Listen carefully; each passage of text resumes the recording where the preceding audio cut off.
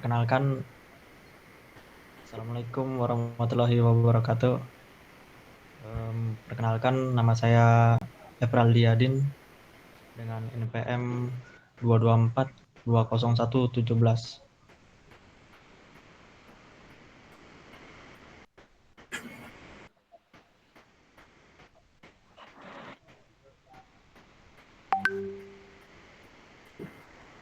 Nah, karena Mas saya Yakin Nurdani dengan NPM 2242412.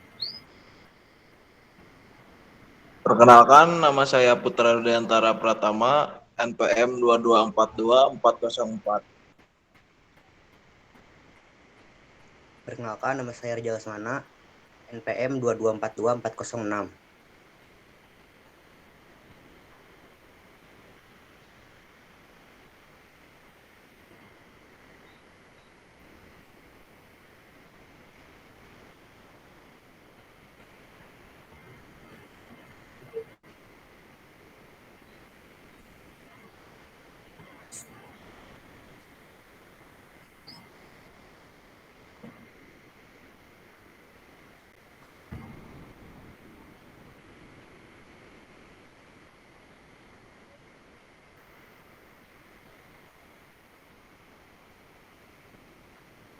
Ya tadi.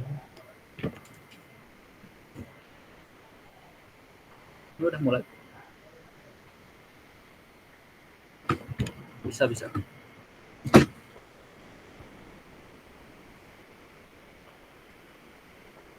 Bisa di next ke materi.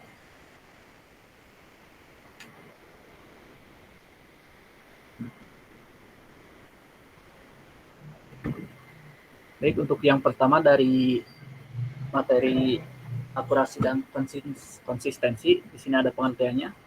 Jadi akurasi di dalam database itu mengacu pada tingkat kebenaran atau ketepatan data dalam database. Data yang akurat juga harus sesuai dengan kenyataan atau sumber data yang asli. Data yang tidak akurat dapat mempengaruhi pengambilan keputusan dan analisis yang dilakukan pada data. Akurasi juga mengacu pada tingkat kebenaran atau ketepatan data dalam database. Data yang akurat harus sesuai dengan kenyataan atau sumber data asli. Data yang tidak akurat dapat mempengaruhi pengambilan keputusan dan analisis yang dilakukan pada data. Lalu untuk konsistensi dalam database juga mengacu pada tingkat keseragaman atau kesamaan format data dalam database. Data yang konsisten harus memiliki format yang sama dan harus diambil dari sumber yang sama. Data yang tidak konsisten dapat menyebabkan kesalahan pada pengambilan keputusan dan analisis data. Lalu contoh data yang tidak akurat dan konsisten adalah kesalahan pengetikan, nilai yang tidak valid, atau data yang hilang.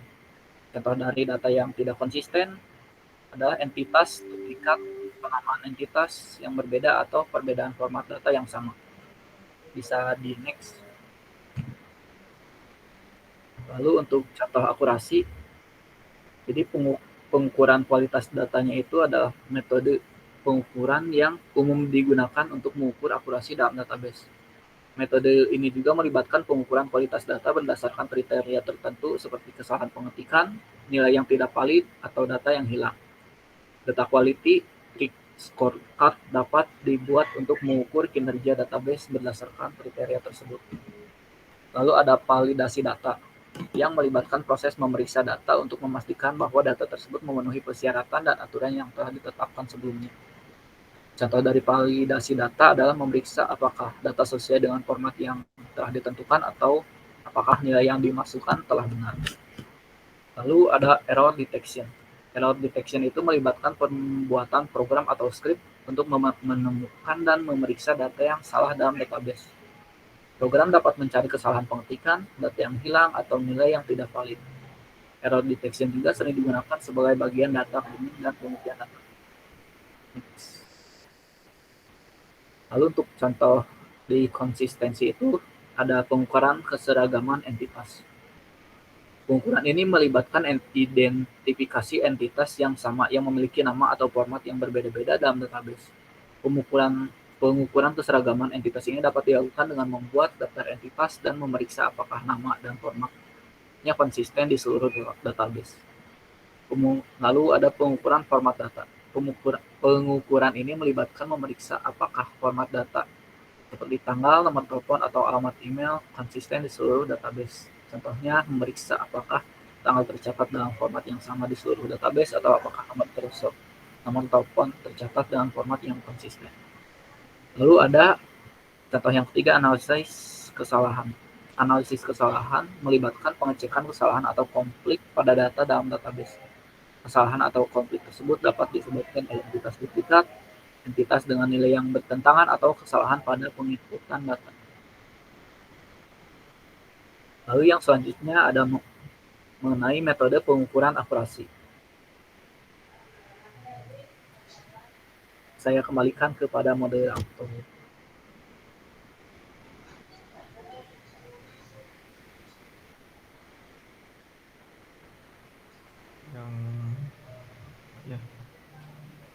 Metode pengukuran akurasi. Terdapat beberapa metode pengukuran akurasi dalam database. Di antara adalah confusion matrix. Confusion matrix digunakan untuk mengukur akurasi model klasifikasi.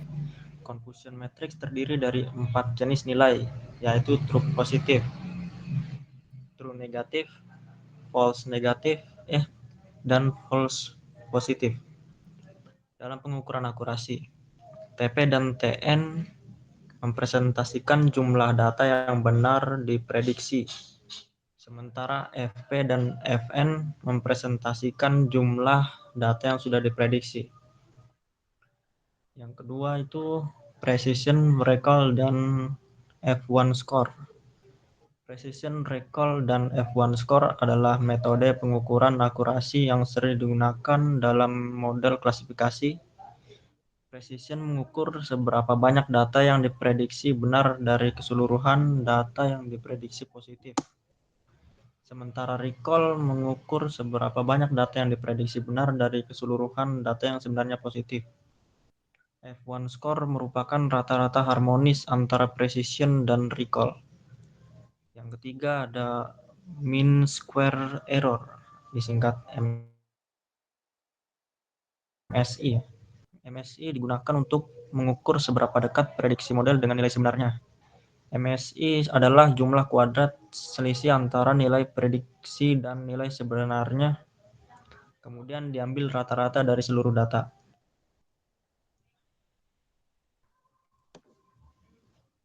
Yang keempat ada receiver operating characteristic curve. ROC curve digunakan untuk mengukur performa model klasifikasi dengan memplotting true positive rate terhadap false positive rate. ROC curve mengukur kemampuan model untuk membedakan antara data positif dan negatif. Yang kelima ada area under curve, disingkat AUC, digunakan untuk mengukur luas area di bawah kurva ROC. Semakin besar nilai AUC, semakin baik performa model klasifikasi. Pilihan metode pengukuran akurasi yang digunakan tergantung pada jenis model dan tujuan pengukuran akurasi yang diinginkan.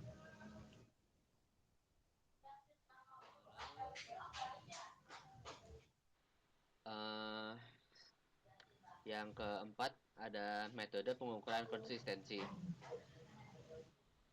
Terdapat beberapa metode pengukuran konsistensi dalam database. Di antaranya adalah yang pertama itu constraint check. Constraint check adalah metode pengukuran konsistensi data yang paling sederhana dan sering digunakan dalam database. Constraint check mengharuskan setiap data yang dimasukkan ke dalam database memenuhi kriteria atau batasan tertentu. Contohnya dari constraint check ini bisa digunakan untuk memastikan setiap nilai yang dimasukkan ke dalam kolom tanggal harus berupa format tanggal yang benar. Yang kedua itu ada referential integrity check. Referential integrity check digunakan untuk memastikan konsistensi hubungan antara dua tabel dalam database. Referential integrity check mengecek apakah nilai yang dimasukkan ke dalam tabel memiliki referensi ke tabel lainnya.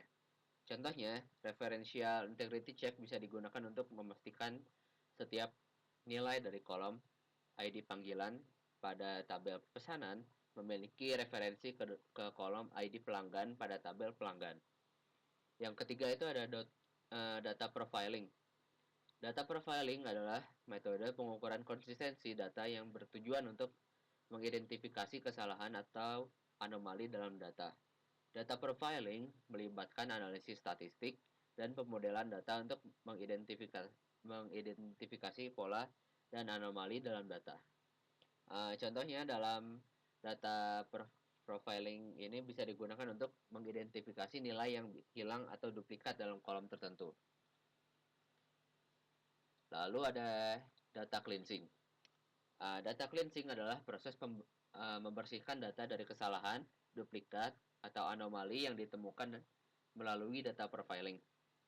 Data cleansing melibatkan perbaikan atau penghapusan data yang tidak konsisten atau tidak valid. Contohnya, data cleansing bisa digunakan untuk menghapuskan nilai yang duplikat atau memperbaiki nilai yang salah dalam kolom tertentu. Pilihan metode pengukuran konsistensi yang digunakan tergantung pada jenis database dan tujuan pengukuran konsistensi yang diinginkan.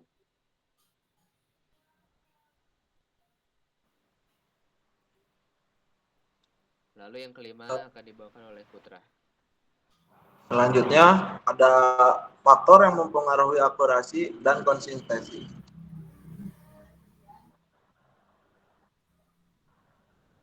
Ada beberapa faktor yang mempengaruhi konsistensi dan akurasi dalam database. Di antaranya adalah yang pertama, kualitas data awal. Kualitas data awal sangat penting menentukan konsistensi dan akurasi dalam database.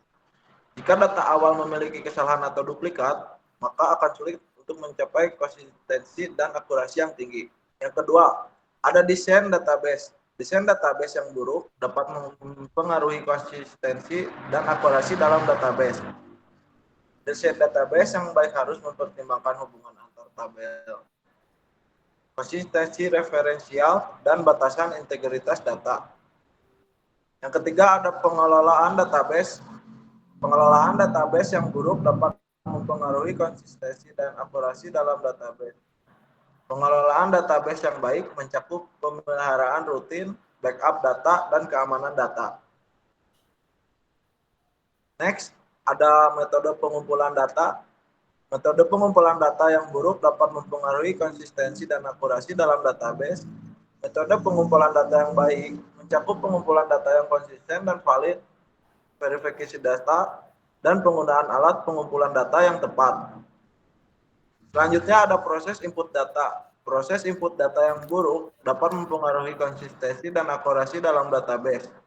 Proses input data yang baik mencakup validasi data, penanganan nilai yang hilang atau tidak valid, dan pencegahan duplikasi data. Dan yang terakhir ada pengolahan data. Pengolahan data yang buruk dapat mempengaruhi konsistensi dan akurasi dalam database. Pengolahan data yang baik mencakup validasi data, normalisasi data, dan penggunaan teknik analisis data yang tepat. Terima kasih.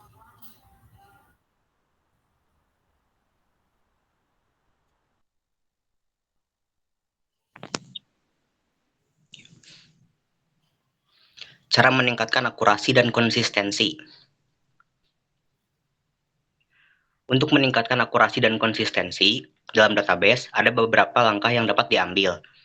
Yang pertama, validasi data masukan.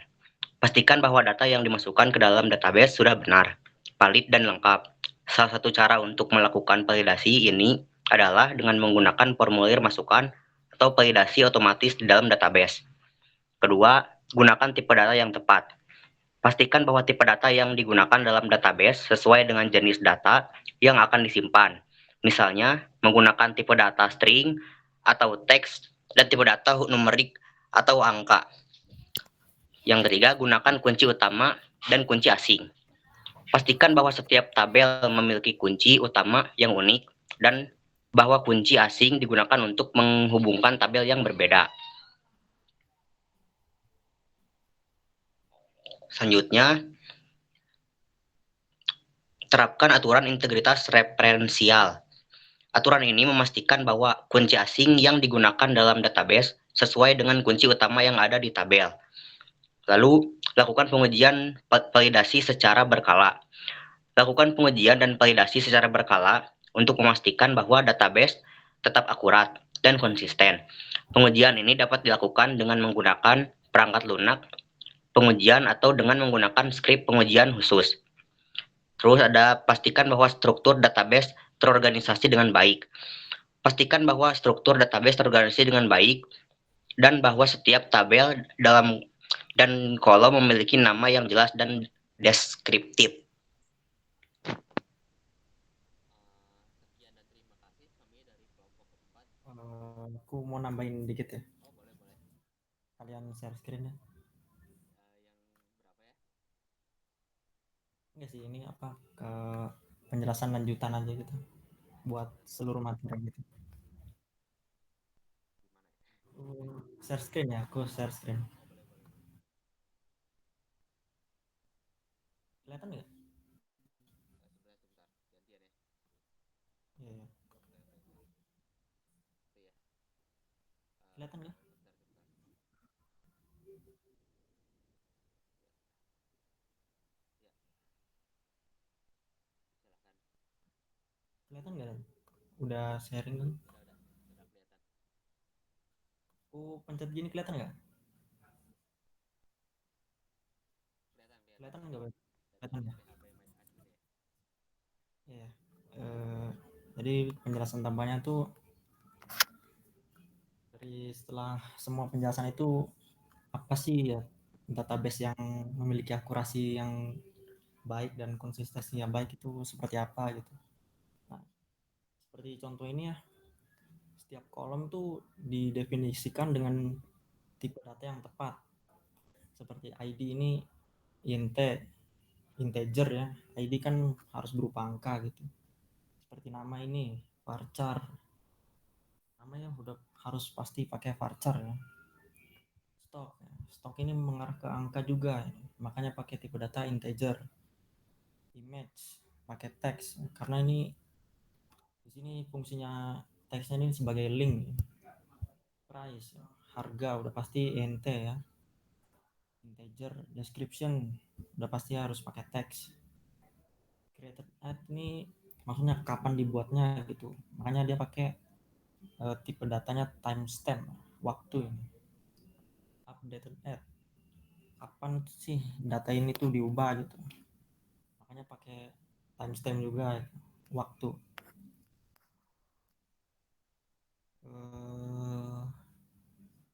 Setiap kolom yang diperlukan memiliki nilai not null ya. Ini maksudnya not null nih, tidak not null. Constraint yang menjamin bahwa tidak ada nilai yang hilang atau kosong pada saat dimasukkan ke dalam tabel. Kolom stock dan default kolom stock dan price memiliki default constraint. Stock price ini tabel ini memiliki primary key pada kolom ID ya. Ini primary key-nya tadi tuh yang dijelaskan sama Reza itu maksudnya kunci utama tuh itu ID ini primary key. Nah, sedangkan foreign key-nya tuh ini name, stock, image, price, description, create ad, update ad.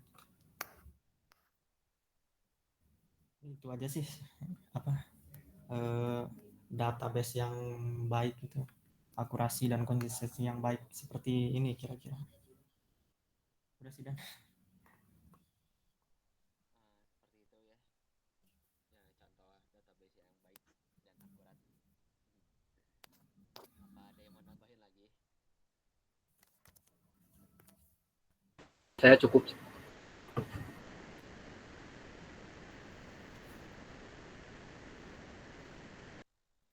kasih. Kami dari kelompok 4. Maaf jika ada kesalahan. Wassalamualaikum warahmatullahi wabarakatuh.